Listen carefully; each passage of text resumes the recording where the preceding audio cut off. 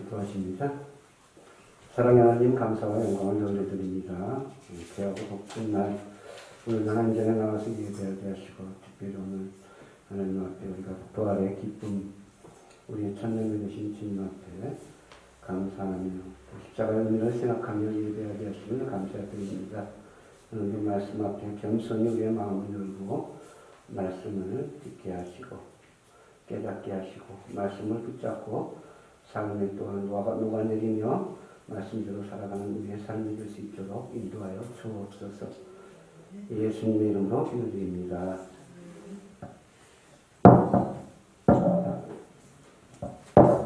부활이라고 하는 것은 우리 기독교의 우리가 또 우리 믿음의 처음이고 또 마지막이라고 할 수 있을 것입니다. 또 우리 믿는 성도들의 구원의 완성이라고 할 수 있을 것입니다.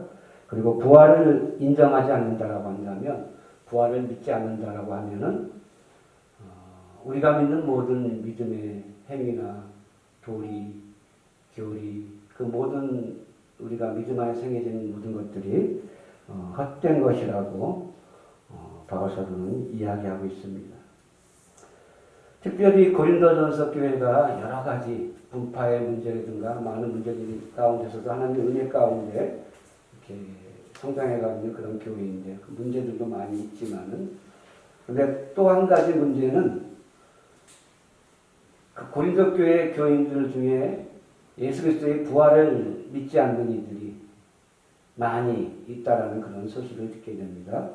그래서 바울서가 오늘 이 고린도전서 본문 말씀을 통해서 15장 전체의 말씀 내용을 가지고 우리가 나누겠지만 부활에 대해서 이야기하고 있습니다. 읽진 않았지만은 1절부터 쭉 살펴보면은 어떤 내용이 있냐면은 이 부활에 대한 증언을 이야기하고 있습니다. 부활에 대한 증언으로 먼저는 이는 너희가 받은 것이 또 그 가운데 son 것이라 너희가 만일 나의 전한 그 말을 굳게 지키고 헛되이 믿지 아니하였으면 이로 말미암아 구원을 얻으리라 하면서 쭉 이야기합니다. 장사 지낸도라 성경대로 사흘 만에 다시 살아나셨다. 그리고 먼저는 게바에게 나타나시고 또 12사도에게 나타나시고 그리고 500명의 또 성도들에게 나타나셨던 그러한 사실들을 열거하면서 바울사도는 부활에 대해서 이야기하고 있습니다. 비단 이 부활을 믿지 않는 이런 모습들이 2000년 전에 그 초대교회 성도들 그들에게만 국한된 것은 아니라고 생각합니다. 오늘날에도 기독교 내가 예수님을 믿어 라고 고백하고 신앙 고백을 할 수 있는 성도들이 얼마나 되는지 또 그 가운데서도 부활을 정말 진실되게 믿고 믿음으로 고백할 수 있는 성도들이 얼마나 되고 있는지 한번 생각해 볼 문제라고 생각을 합니다. 물론 저와 여러분은 주님의 부활로 인해서 우리가 하나님 앞에 다시 태어난 모습으로 영원한 우리가 부활 영원한 그 소망은 천국에 있겠지만은 영원한 우리 성화된 몸은 그때 있겠지만 지금도 우리가 주님의 부활에 동참해서 우리의 삶을 이 땅 가운데서도 그 부활의 삶으로 부활의 삶을 살아가고 있다라고 고백하지 않습니까? 오늘 부활의 의미를 다시 한번 마음에 새기고 모두가 다 알고 있지만 우리가 마음에 다시 한번 새기면서 주님 부활하신 그 의미, 십자가의 의미, 그 은혜를 다시 한번 나누는 귀한 시간이 되기를 소망합니다. 먼저는 예수 그리스도의 부활은 역사적인 사실이냐 아니냐 이렇게 봤을 때 우리에게는 당연히 2000년 전에 예수 그리스도께서 우리를 위해서 십자가에 못 박히신 단 이례적인 사건은 그리고 3일 만에 부활하셨던 그 사건은 사실이라고 우리는 고백합니다. 그리고 그것은 엄연한 사실이죠. 그것은 성경의 많은 곳에 나와 있습니다. 시간이 없어서 다 이렇게 찾아보고 그러지 못하겠고, 제가 말씀을 준비하는 가운데서는 참 성경 구절들을 많이 찾았는데, 그냥 제가 이렇게 본문 중심으로 이야기하겠습니다. 생각나는 구절은 또 여기 보면서 제가 나누겠고, 오늘 본문 3, 4절에 보면 내가 받은 것을 먼저 너희에게 전하노니 이는 성경대로 그리스도께서 우리 죄를 위하여 죽으시고 장사진행 받으셨다가 성경대로 사흘만에 다시 살아나사. 성경에 기록된 대로 이때 성경은 우리가 지금 우리는 신약의 성경을 보고 있지만 신약의 성경이 없을 때에요. 구약의 성경을 보면서 구약에 나타난 많은 증거들을 이야기하고 있는 것입니다. 그래서 성경대로 그렇게 나타났다. 여러분, 부활을 믿는 사람들 중에서는 그것은 어떻게 죽었다가 다시 살아나. 우리 주님께서 십자가에 돌아가셨고 여러 가지 가설들이 있어요. 뭐 많이 들어보셨겠지만 혼절, 기절하셨다가 깨어나셨다라고 주장하는 일들도 있고, 뭐 도둑질했다. 예수님의 시신을 훔쳐서 제자들이 정말 있을 수 없는 일이거든요. 그것은 이렇게 모든 상황들을 설명해서 다 이렇게 그럴 수 없다는 사실을 이야기하고 싶지만 그런 것은 그런 상황적으로도 있을 수도 없다라는 그런 것이고, 또 2000년 동안에 많은 사람들이 이 부활에 대해서 그것은 거짓이라는 것을 밝히기 위해서 너무나 많은 노력들을 했어요. 그런데 그 어느 것 하나도 그것을 정말로 부활이 아니다, 그것은 거짓이라고 입증한 그런 예가 하나도 없습니다. 그렇기 때문에 우리는 부활이 정말 사실이라는 그런 사실을 우리가 다시 한번 마음에 새기고 하나님의 은혜를, 주님의 은혜를 생각해야 될 줄로 믿습니다. 그래서 예수님께서는 제자들과 함께 하실 때 가이사라 빌립보에 이런 일이 있었지 않습니까? 많은 이들이 예수님에 대해서 설왕설래하면서 이런저런 이야기를 하고, 그는 누구다 선지자다, 더러는 엘리야가 다시 살아나셨다라고도 하고 그렇게 이야기했을 때 제자들에게 이렇게 묻지 않았습니까? 그러면 세상 사람들 말고 너희는 나를 누구라고 하느냐, 누구라고 생각하느냐고 물었을 때 바울이 아니라 베드로가 기막힌 고백을 하지 않았습니까? 당신은 그리스도시요 살아계신 하나님의 아들이십니다라는 고백. 그 믿음의 고백 위에 주님께서 천국의 열쇠를 주겠다라고 했고, 캐톨릭은 그래서 베드로를 초대 교황으로 삼고 천국의 열쇠는 교황이 쥐고 있는 것으로 해서 그 교황의 어떤 무엇어리인가 여러 가지 잘못된 어떤 그런 길을 걷게 되었죠. 그래서 예수님께서는 그렇게 했을 때 베드로가 그런 고백까지도 했지만은, 그리고 그렇게 주님이 또 그 뒤에 그런 부활에 대해서 이야기도 하셨지만은 이렇게 얘기했습니다.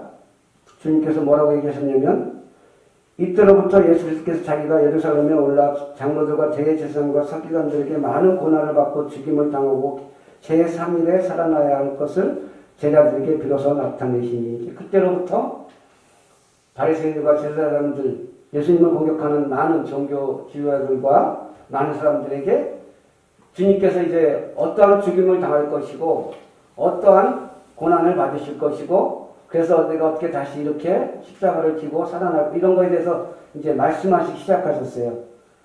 그렇게 말씀하실 때 베드로가 뭐라고 얘기했습니까?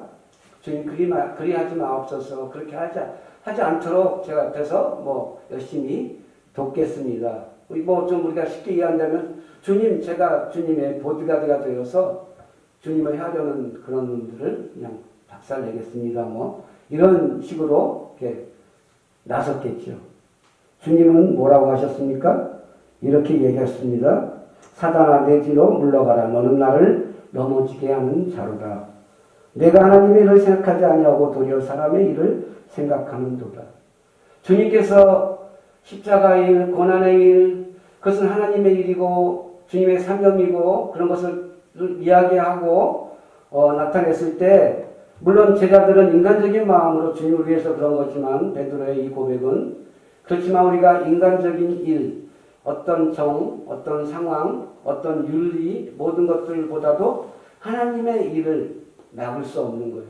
나쁜 것은 우리가 분명히 딱 나쁘다라고 할 수 있는데 참 어려운 것은 어떤 윤리적인 것으로 옳은 것 같은데 인간적으로 이렇게 하면 안 되는 것 같은데 라고 했을 때 그렇게 행하는 것이 당연히 마땅하고 뭐 인간적으로 다 해줄 수 있지만 그것이 정말 흑백 논리처럼 둘 중에 하나를 선택해야 했을 때 하나님의 일과 사람의 일, 하늘의 일과 땅의 일, 내 사명과 그렇지 않은 일 이런 식으로 구별이 되었을 때 우리는 그것이 우리가 보기에 분명히 우리의 상식이나 윤리나 가치관이나 어떤 것이라도 그것이 아니라고 생각하여도 하나님의 일이 확실한 것이면 하나님의 일을 먼저 생각하고 고민하고 하나님 앞에 묻고 기도하고 그것을 받아들여야 한다는 사실을 말씀을 통해서 시사해 주고 있다라고 생각을 합니다. 그래서 제자들은 예수님께서 그렇게 부활에 대해서 얘기할 때 그렇게 인간적인 마음으로 주님을 걱정하면서 가로막았고 또 하나님을 향해서 기도하고 주님께서 계속 그 십자가를 향해서 고난을 향해서 계속해서 그 정점을 향해서 나가고자 하면서 그렇게 행하고 계실 때 계속해서 제자들에게 그런 일들을 이야기하고 일러주시고 비유로 또는 때로는 직설적으로 얘기도 해주셨는데 제자들은 그것을 그렇게 올바로 받아들이지 못하고 그런 와중에 주님을 함께 옆에서 가장 기도하고 함께 해야 됐을 때 제자들은 주님이 왕이 되시면 그들이 생각하는 왕은 큰 권력, 로마의 왕 같은 더 강력한 왕권을 다윗의 왕국을 그 복원을 꿈꾸면서 예수님께서 그보다 더한 위대한 왕으로 오셔서 다스리시고 모든 것들을 치리하시면서 자신들이 내가 더 중요한 자리에 중용될 것이라고 이야기하면서 논쟁을 펴는 주님께서 제자들에게 계속해서 내가 죽고 3일 후에 살아나리라는 그 부활의 이야기를 나누실 때 더 나아가서 제자들은 어떻게 했냐면 마음에 근심하였다라고 하였습니다. 그것이 하나님의 일이고 그 일이 이루어져야 주님의 사명이 그 정점을 찍고 완수를 하는 것이라고 제자들은 이해하지 못하고 인간적인 마음으로 근심하고 자신들의 생각과 조금 다른 그런 예수님의 그런 행보와 앞으로에 대한 일들을 이야기할 때 그들은 근심하고 또 인간적인 마음으로 또 받아들이기도 하고 오해하기도 하고 곡해하기도 하였습니다. 이 부활의 사건에 대해서 이 사복음서에서는 모두 다 증언하고 있지만은 기록하고 있지만 다 살펴보면 조금씩 달라요. 우리는 쉽게 믿음이 있기 때문에 의심 없이 보지만 사실 그것을 이렇게 따져가면서 보면은 달라요. 그래서 그것을 의심할 수 있어요. 우리는 그렇지 않은데 마태복음에는 두 여인 막달라 마리아와 다른 마리아가 갔을 때 빈 무덤을 발견했고 한 천사를 만났다라는 그런 기록이 되어 있고 그리고 빈 무덤을 보고 천사를 만나고 제자들에게 가서 그 사실을 알리러 갈 때 부활하신 예수님을 만나서 발을 붙잡고 경배하는 그런 모습을 보고 마가복음에는 두 여인이 아니라 3명의 여인이 나옵니다. 막달라 마리아와 야고보의 어머니 마리아 그리고 살로메 한 청년이 그 천사가 아니고 한 청년의 모습을 한 청년을 만났다라고 기록되어 있고 부활의 소식을 알려주는데 무서워서 아무 말도 못했다라고 기록되어 있습니다. 그리고 지금 마태복음 그 뒤에 있는 설명들은 사실은 첨삭되어져서 원래 원본에는 없는 그런 마지막에 부분들이 좀 더 설명되어 있는데 원래는 그냥 아무 말도 못하고 있었다라는 제목에서 끝납니다. 누가복음에는 3명의 여인이 또 나오는데 막달라 마리아와 야고보의 어머니 마리아와 그리고 요한나라고 하는 마가복음은 살로메였죠. 똑같이 빈 무덤을 발견하고 제자들에게 알려주는, 그리고 엠마오로 가는 두 제자들에게 나타나신 예수님의 모습이 그려져 있고요. 요한복음에는 막달라 마리아가 혼자서 가서 역시 빈 무덤을 발견하고, 그러니까 막달라 마리아보다 먼저 베드로와 요한이 달려가서, 베드로가 나이가 많으니까 요한이 먼저 달려갔는데 요한은 담대함이 없어가지고 안에 들어가지를 못했 차마 늦게 도착한 베드로가 들어가서 예수님의 빈 무덤을 발견하고, 그리고 그들이 돌아간 뒤에 막달라 마리아가 또 이 예수님을 만나는 그런 장면들을 그리고 있습니다. 그래서 믿지 않는 사람들은, 또 부활을 인정하지 않으려는 많은 사람들은 이런 제목을 가지고 이게 부활이 가짜니까 이렇게 기록들이 다 다르지 않느냐라고 이야기하지만, 오히려 그것은 더 우리 주님의 부활을 더 입증해주는 그런 기록이라고 이야기하고 있습니다. 왜냐하면 사람이 아주 큰 일을 경험하고 큰 사건을 겪을 때 그 중심의 큰 사건 자체에 너무나 강하게 각인되어지고 그것이 마음을 탁 붙여오는 그 충격과 어떤 그런 전율, 그런 느낌, 그런 감정으로 인해서 그 외에 디테일한 어떤 다른 감정이나 어떤 느낌, 보여지는 것, 상황들은 다 조금씩 왜곡된다라고 해요. 중심의 사실이 왜곡되어지는 게 아니라 그 주변의 디테일함들이. 그렇기 때문에 오히려 이렇게 서로 다른 조금의 미세한, 대동소이한 부분들이 오히려 우리 주님의 부활의 사실을 더 입증한다라는 그런 이야기를 우리가 살펴볼 수 있습니다. 그래서 이런 성경의 다른 증언들이 우리 부활, 예수님의 부활은 사실이라고 이야기하는 것입니다. 나는 아까도 말씀드렸지만 많은 사람들이 지식적으로 정말 똑똑하다는 사람들이 부활의 어떤 사실성, 역사성을 그것을 밝혀내려고 노력했지만 밝혀내지 못하고 오히려 그것을 파헤치다가 주님의 부활을 인정하고 예수님을 믿게 된 많은 사례들도 있고, 주님의 부활을 입증할 만한 많은 사례들은 오히려 많이 있죠. 성경과 주님이 스스로 자증하신 것들, 그 외에 수없이 많은 어떤 그런 기록들과 남은 것들을 보면 그렇습니다. 그래서 부활의 의미는 정말로 첫 번째로 우리가 그것은 누가 아무래도 역사적인 사실이라고 하는 것입니다. 그리고 두 번째로 우리가 마음에 새길 부활의 의미라고 한다면, 그 과거의 그 부활의 사실의 사건이 우리 미래에게 어떠한 모습으로 다가오느냐. 주님께서는 오늘 본문을 통해서도 나타났듯이 미래에 대해서 소망으로 우리에게 그려놓고 있습니다. 부활이 있기 때문에 우리 장래에 소망이 있는 것입니다. 부활이 있기 때문에 우리가 예수님을 믿는 것이 헛되지 않은 것이에요. 그래서 그 부활, 예수님께서 부활하셨다라는 그런 증거들은, 사람이 부활했다라고 하는 것은 성경에 죽었다가 살아난 사람들이 있지 않습니까? 그 사람들이 죽었다가 부활한 거죠. 그럼 맞습니까? 부활이라고 생각합니까? 그들이 죽었다 살아난 것도? 죽었다 살아났는데요? 그들은 진정한 부활은 아니고 그냥 죽었다가 살아난 거죠. 7명 정도의 사례가 있는데, 라사로의 죽음, 신약에서도 또 회당장 야이로의 딸이라든가, 그 사람들은 그냥 죽었다 살아나서 전과 같이 죽었다 살아나고, 부활이라는 조건이 죽어야 되고 육신의 몸이 완전히 죽어야 되고 하나님께서 살려주셔야 되고, 이 두 가지는 충족이 되는데 충족되지 않는 것이 있어요. 살아나셔 새로운 몸으로, 성화된 몸으로. 우리 주님이 부활하셨을 때 많은 제자들이 주님을 처음부터 알아봤습니까? 알아보지 못했어요. 그렇다고 해서 또 우리 주님을 전혀 못 알아봤어요? 그렇지도 않으셨어요. 완전한 몸, 성화된 몸. 지금 제가 부활하지 않은 이 몸을 입고 있지만 제가 부활했을 때는 완전한 몸으로, 성화된 몸으로, 머리카락도 빽빽하고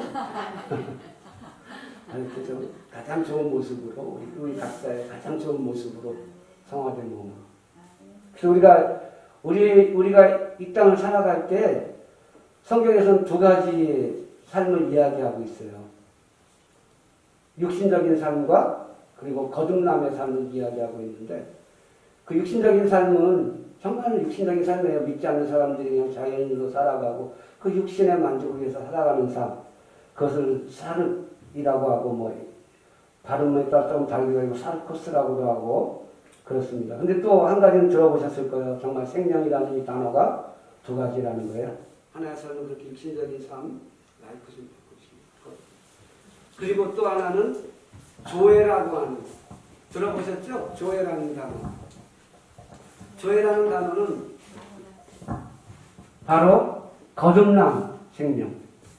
주님을 부활의 주님으로 나의 구세주로 모시고 그리고 거듭나는 삶을 살아가는 주님 앞에 우리의 삶을 드리고 생명을 드리고 나의 생명의 주인은 주님이라고 고백하고 살아가는 모든 성도들의 삶. 그것은 바로 조회의 삶이라고 할 수 있습니다. 그런데 그것을 뛰어넘는 또 하나의 삶이 있는데 그 육신, 삶에 대해서 이야기하는 그 육신을 이야기할 때 들어보셨을 거예요. 이것도 소마라고 하는 그런 얘기. 이 육체는 완전히 변화된 모습. 물론 이 땅 가운데서도 변화된 삶을 살아가는 것을 그렇게 이야기할 수도 있지만 주님이 변화산에서 변화된 모습, 주님이 부활하셔서 완전히 달라진 모습으로 그전과 똑같은 모습으로 있지만은 주님이 선뜻 알아보지 못했던 주님 알아보셨던 제자들의 모습, 너무나 변화된 모습, 변화산에서 기도할 때 변화된 모습을 보시고 베드로가 너무 그 모습이 아름답고 영광에 둘러싸여 있는 모습을 보고 주님, 제가 주님을 위하여 저가 세계를 짓고 주님을 위하여 인류를 위하여 모세를 위하여 짓고 여기서 살면서 그렇게 살아도 좋겠습니다라는 고백을 그 변화된 모습만을 보고도 얼마나 좋았으면 그러겠어요. 그런 아름다운 모습, 누가 보아도 영광스러운 모습, 흠도 점도 없는 그런 변화된 모습, 소마의 몸으로 저희들이 부활 때 살아갈 수 있고 그 소망을 가지고 살아가는 것입니다. 35절부터 49절 보지는 마시고 그 안의 내용이 우리 뒷부분입니다. 이런 내용이에요. 우리는 육된 것을 신고 영광스러운 것으로 다시 살아난다.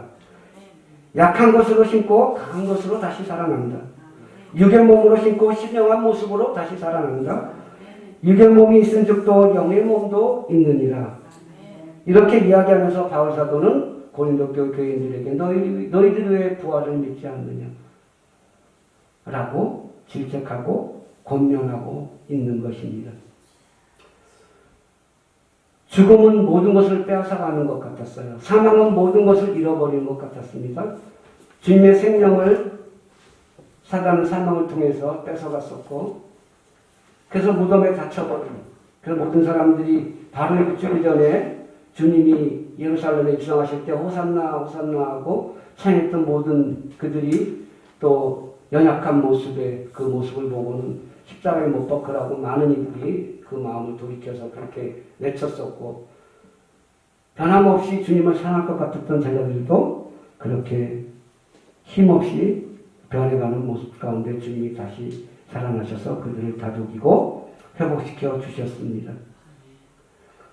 바울은 그래서 자기가 부활하신 주님을 분명히 만났는데 이 성경의 이야기뿐만 아니라 그랬는데 왜 너희가 마지막에 앞부분에 그렇게 고백되어 있지 않습니까? 오늘 읽은 본문 앞절에 마지막에 만삭되어 나온 나에게까지 주님이 나를 만나주셨다라는 고백을 하면서 나는 부활의 주님을 이 모든 것을 차치하고라도 내가 만났다라고 고백하면서 바울이 삶을 보더라도 부활의 주님을 만나고 부활의 주님을 인정하지 않고 만나지 않았다라면 바울이 이런 삶을 택할 수 있겠습니까?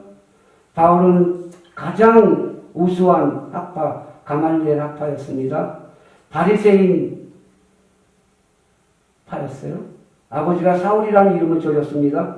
사울왕처럼 높은 자리, 권력을, 지위를 차지하고 이 땅 가운데서 힘있게 살아가고 그렇게 살아가라고 지어줬어요. 공부도 많이 해서 뭐 박사, 뭐 지금 박사 몇 개를 가지고 있는 사람, 여러 개를 가지고 있는 그런 어느 것 하나, 젊은 나이에 사내들인 공회 회원이 되었어요. 사내들인 공회에서 모든 걸 결정하고 의결권을 가지고 모든 일들을 그랬는데 그가 예수님, 부활하신 예수님을 만나고 그 모든 것을 내려놓았습니다. 그리고 정말로 가슴이 뜨거워서 복음을 전하고자 했을 때 주님께서는 그에게 13년이라는 세월을 혼자 고독한 시간을 보내게 했어요. 13년이라는 시간을 잠잠하게 기다리게 하고 때를 기다리게 해서 후에 사용하시고 부활의 주님을 만났기 때문에 13년을 자기가 사람들이 그 13년의 세월을 어땠을 것 같아요? 저 사울 이상해졌다. 미쳤다. 변했다. 뭐 이 정도가 아니라 완전 죄송합니다. 이런 표현 이렇게 좀 더 실감할 수 있게끔 맛이 갔어. 마탱이가 갔어. 이렇게. 왜냐하면은 그 전도 유망했던 그 젊은 모든 사람이 부러워했던 그런 모습에서 다 팽개치고 이제 주님을 자기가 모시고 산다라고 하면서 아무것도 안 하면서 그러고 있는 그런 바울.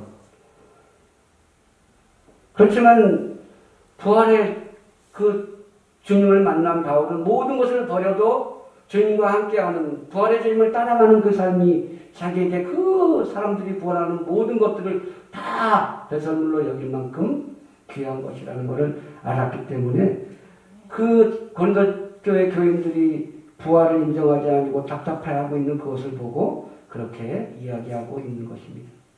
그래서 부활은 과거의 한 사건으로 정말 역사적인 사실이라는 것, 미래에 우리에게 소망을 가지고 살아갈 수 있도록 미래의 소망으로서 우리가 그 소망을 향해서 갈 수 있는 그런 표대가 된다는 것. 그리고 중요한 것, 바로 현재의 삶입니다.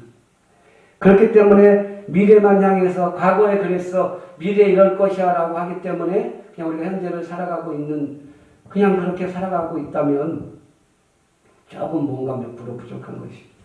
그 부활의 주님이 지금 나의 삶에 정말 나의 신앙으로, 신앙 고백으로 저와 여러분의 삶 속에 날마다 그 부활의 기쁨을 노래하고 그것을 전하고 그리스도의 복음을 전하지 않으면 그 부활의 사실을 드러내지 않으면 마음이 편치 않을 정도로 그것이 우리의 삶에 가장 우선적인 것인지 아니면 그것보다 더 많은 중요한 것들이 있고 그 중요한 많은 것들 속에 우리 부활하신 주님도 중요한 것의 하나로 우리가 간직하고 있는지 우선순위를 조금 생각해보고 잘 우선순위를 정리하기를 바랍니다. 말씀을 정리하겠습니다. 그래서 우리가 현재를 살아가지만 우리는 미래를 품고 살아가는 것이고 과거의 이례적인 사건이지만 그것은 현재까지도 미래까지도 우리의 모든 삶 전 인격을 소급하면서 그 주님의 부활의 사건을 신앙으로 고백하고 받아들이는 모든 이들에게는 그 부활의 사건이 나의 사건이고 그 부활의 삶이 나의 삶이고 그래서 사르코의 삶, 사르게의 삶, 육체적인 삶에서 벗어나서 또 조회의 삶을 살아가고 더 나아가서 이 땅 가운데 살지만 천국을 소유하고 정말 변화된 그런 모습으로 살아가지 않지만 정말 우리가 그 소망을 가지고 살아가는 그래서 부활은 신앙의 시작이며 완성이고 구원의 완성이라는 그런 고백을 가지고 그래서 이 땅 가운데 살면서도 소마의 삶을 살아갈 수 있는 그래서 58절 말씀을 읽고 말씀을 정리하겠습니다. 여러분 눈으로 보시고 제가 읽겠습니다.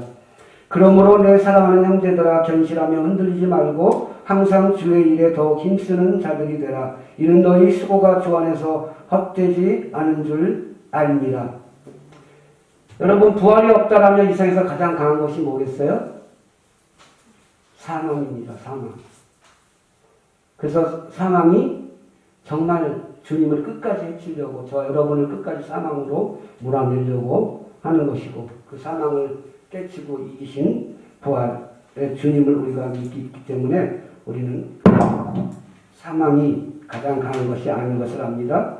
부활이라고 하는 이 의미 이 단어의 의미를 마지막으로 정리하면서 말씀을 결론을 맺겠습니다.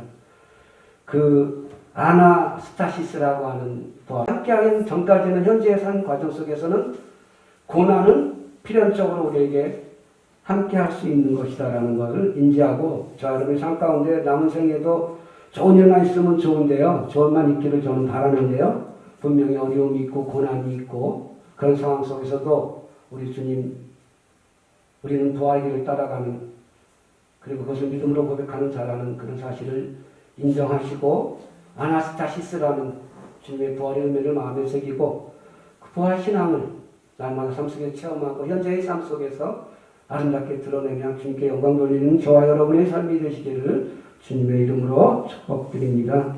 아멘. 사랑의 하나님, 오늘 귀하고 복된 우리 주님의 부활의 의미를 짧은 시간 함께 나누었습니다.